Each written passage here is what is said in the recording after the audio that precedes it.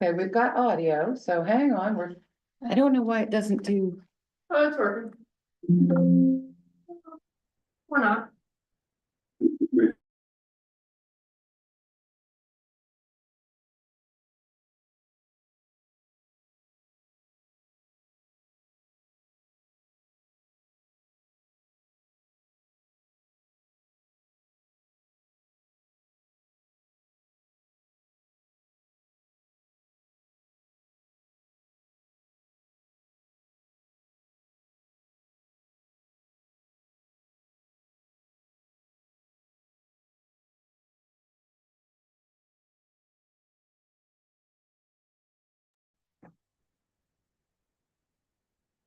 Are we good to go? Yes. Thank you. Good evening, everyone. This is City Council Workshop. Today is Monday, May 19th, 2025. It's 5:02 p.m. Around the table, we have Councillor Leonard, Councillor Beck, Councillor Trumbull, Councillor Fish, Councillor Dean, Councillor Fournier, myself, Council Chair Pelletier. On Zoom, we have Councillor Mallard, and we are joined by City Manager Debbie Laurie for a review of the ARPA beneficiaries. Yes, and I apologize. We had this summary of expenditures as well that had somehow did not make it to the packet, but I will get that packet updated. So that if folks like to see it, and we'll go through that last. So that if folks want to come back and visit that, they can. We will also load these onto our ARPA webpage so that if people want to see sort of the annual report as well as the status of where everything is. So just as a reminder, we have a number of what are referred to as beneficiary awards with a number of agencies in the community. Every recipient or awardee of an ARPA beneficiary agreement has a required annual reporting period. They all have to provide annual reporting and give you information on their project. 120, they have 120 days after the end of every calendar year. So here we are on May 19th, and what we have is sort of a recap of our annual beneficiary reports. We've kept it. We've always typically historically tried to create categories by area of efficiencies, areas of initiatives or emphasis, and we've continued that. So just as a reminder, 18.8% of the City of Bangor's ARPA award fundings were dedicated to childcare. We have the first, obviously, is the Bangor Children's Home. They are doing some renovations of their building on Ohio Street. They are doing some roof retaining walls, windows, sprinkler heads, etc. They have made really good progress on their projects, and I expect that those will actually wrap up here in the next few months. We also had the Bangor Y, where we did $2 million and the Penobscot County gave $3 million. This is an example of where we partnered. I think you're all pretty well aware of what the Y's plan is and their intent is, and they are in the home stretch of their final fundraising and do expect to be breaking ground later this year. The third awardee under childcare is the Penquist Child Care Project, the New Beginnings. Actually, Councilor Beck and I went to the groundbreaking there. I went by there today. I was glad to see equipment was sitting on site. So that has a total of award of $1.5 million, and they do expect to break ground later this year. So those are the status of our three childcare. We also had a number of awardees, or about 16%, who were looking into support of homelessness. The Bangor Public Library, there's a $241,000 one. The library folks were just here last week talking about, there were some physical improvements that they made, and they also hired a social worker. And what they've done is showed that in 2024, the individual had 940 interactions and made 173 referrals, and really provided a breakdown of all of the referrals by resource, whether it's health, housing, SUDS, mental health and case management, legal, etc. The next section of awards that we made under homelessness is for Penobscot Community Health Center, i.e. Hope House. They are still in the initial phases of their design work. of about $2.5 million. It's important to remember that, the operation of the Hope House has now transitioned to Preble Street, but the physical building itself is still owned by PCHC. So they are working in concert with Preble Street as to the redesign and layout of the Hope House expansion, which will add a few more beds. They did go ahead and provide us information on the guests that they served. They had 268 guests, in the calendar 24. 23% of whom had secured housing. Average length of stay is about 53. So that gives you a sense of the work that they're doing in our community. The next one under homelessness is community care, which most of us commonly know as Shaw House. That is the youth shelter facility. This again was a partnership with Penobscot County. We each kicked in about $550,000. And this is to address exterior and interior renovations, including an HVAC replacement.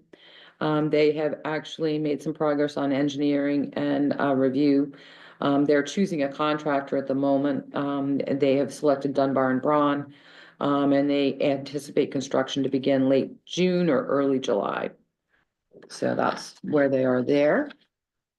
The next area of emphasis for our ARPA funding award was housing, where 17.29% of the funding went to housing. We have the Bangor Housing Development Court that the council awarded $2 million. And that was investment in infrastructure to support the 48 affordable housing units for persons 55 or older on Sunset Avenue.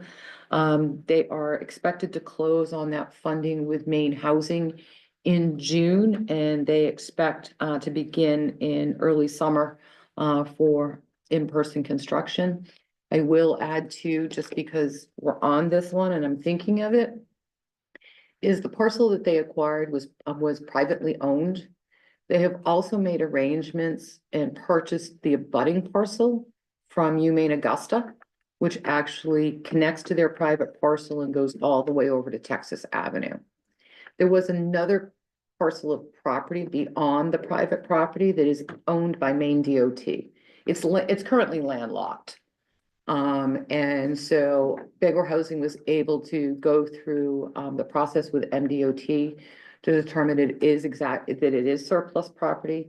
MDOT came back with an offer. What it didn't factor in is the extensive amount of wetlands that is on there.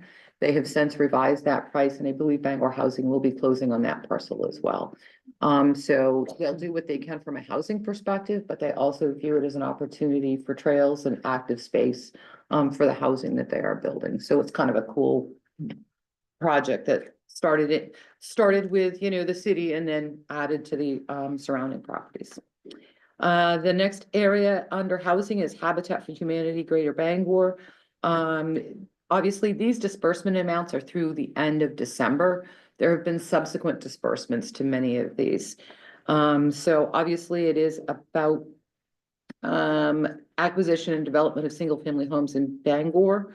They have acquired control of a lot on 13th Street. They have a double lot on Grove Street that they have acquired control over. They'll demolish it and they'll actually be able to construct 2 houses on this lot. They are looking at 493 Valley Avenue.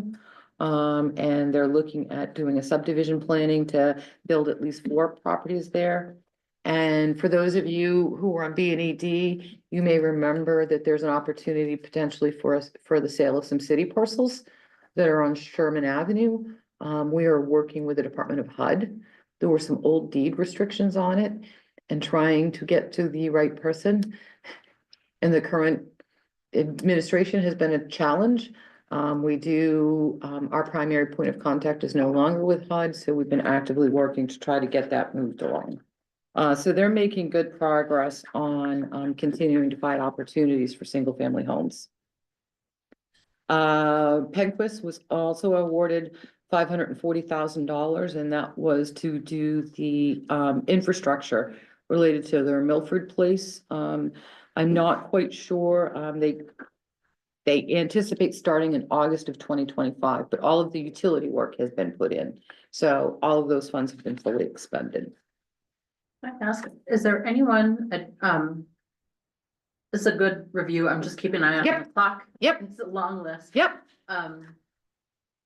Is there anyone about which you have any concern? Because I went through and Yep. read the report, and it seems like for the folks who have not yet started to use the funds, most of them appear to be on track. So there wasn't Yes. anything that Yep. struck me as a major red Nope. flag.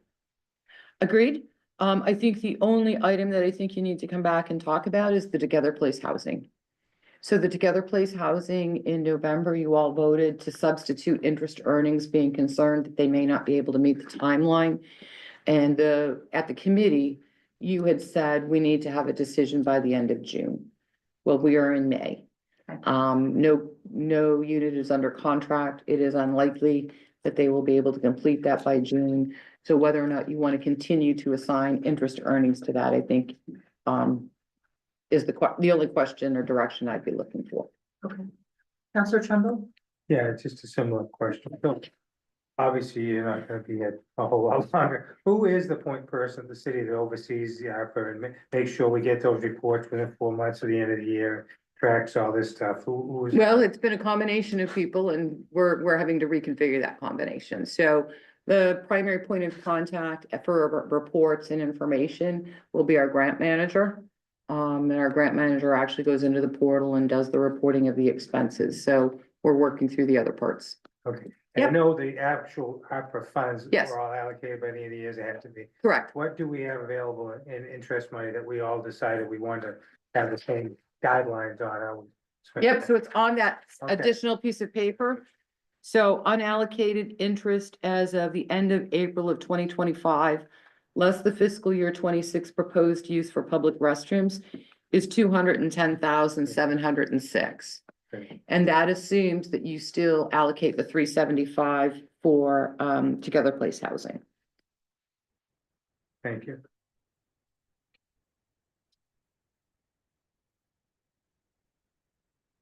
Are there other questions on this? Yes. Yeah, Counselor just on the heel, I know it's Yep. in there that we filed a claim with our insurance. Correct. But if for some reason, if Correct. that does not, Yep. who eats the cost? It needs to come out of the interest.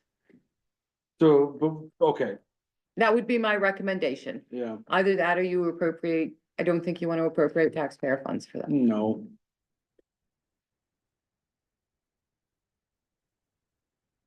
Are there other questions or things you want to review from the ARPA?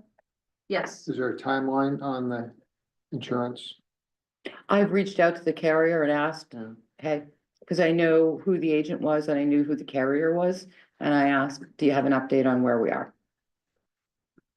I have not heard back. Thanks. I'm doing a lot of follow-up emails Yeah, these days. So we'll need to come back together in June and discuss whether or not to reallocate the funds for Together Place housing. And then maybe at that And point, the heel status. yes, Yeah, and also if we can get an update at that point on what's happening with Heart of Maine United Way. that, you should have that by, you should have that in a couple of weeks. Oh, good, okay. Yes, Very good. and that should be We were very doing public. the building for them, is that what we're? Yes. Yeah, they've Yeah. got a building. Yes, they're in the process of Yeah. that. Yes, they expect to close, So how much were we giving? 400,000. Okay, the county. Yep. yeah. Yep. The county gave them their money already. Yep. But we haven't given them. the money. Yeah. Okay. You know, typically on a real estate deal, At the closing. yeah, is we just wire funds to the closing agent. Okay. And again, just, you know, for those who don't see it, we had 20.7 million, $20.4 million through March 31st of 2025. We have dispersed 7.15 million to the myriad of beneficiaries. And we are still holding 13.3 million in a segregated bank account. But again, this has been fully obligated with federal government, so we're in full compliance. Excellent, okay. That's it. You want a motion? Yes, please. Motion that we go into executive session MRSA 4056A. Committee appointments and executive session MRSA 4056A.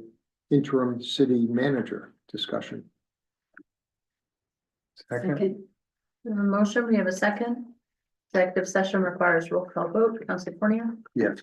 Counselor Dean, Counselor Fish. Yes. Counselor Trumbull, yes. Counselor Beck. Yes. Counselor Leonard. Yes. Don't see Counselor Mallard anymore.